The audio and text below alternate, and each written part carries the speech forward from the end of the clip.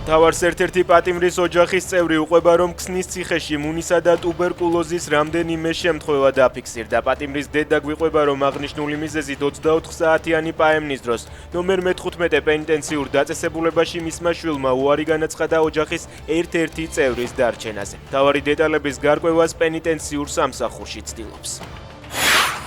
ინფრასტრუქტურის მინისტრის ყოფილი მოადგილე კობა გაბუნია, რომელიც გუშინ დააკავეს გაოგნებული, ამბობს მისი ადვოკატი. ყოფილი ჩინოვნიკის მტკიცებით, რასაც ედავებიან, ყველაფერი მის ფუნქციებში არ შედიოდა. გაბუნია თანამდებობის ბოროტად გამოყენების ბრალდებით დააკავეს.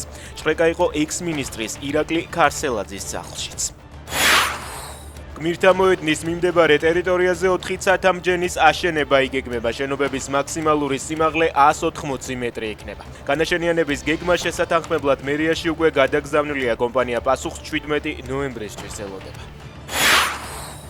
არქეოლოგებმა თურქეთში 1200 წლის წინანდელი პური აღმოაჩინეს, რომელზეც იესო ქრისტეა გამოსახული. 5 დანახშირებული პურის ნიმუში ტოპრაქ-თეფეს არქეოლოგიურ ობიექტზე, ძველი ქალაქის ეირენოპოლისის ტერიტორიაზე იპოვეს.